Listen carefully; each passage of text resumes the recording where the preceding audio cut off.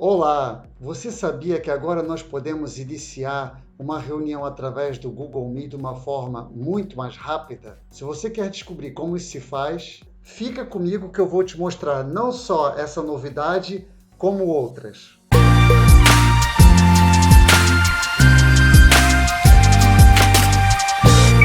A forma mais básica de se iniciar uma reunião no Google Meet, você já sabe. Abrindo o seu Gmail, nós temos esse botão, que eu já mostrei no tutorial anterior, que ao clicar, irá abrir então essa janela, onde então podemos iniciar uma reunião. Ou ainda, no menu dos 9 pontinhos, eu clico, Google Meet, e vai abrir um novo separador, onde eu posso então iniciar uma nova reunião.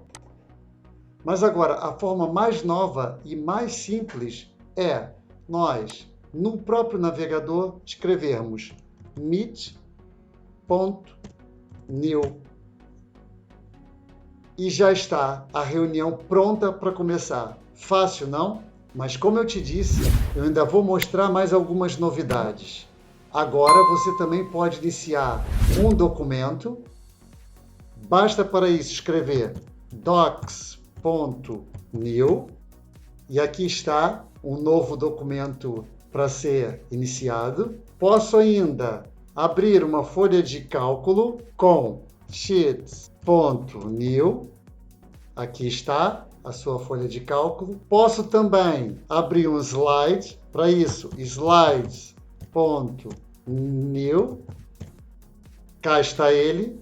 Então, com essa novidade, o Google quis facilitar por completo a nossa vida e o acesso mais rápido às suas aplicações. Se você gostou desse pequeno vídeo, não se esqueça de subscrever o meu canal, deixar o seu like, deixa aqui embaixo o seu comentário com a sua dúvida. Obrigado e até uma próxima!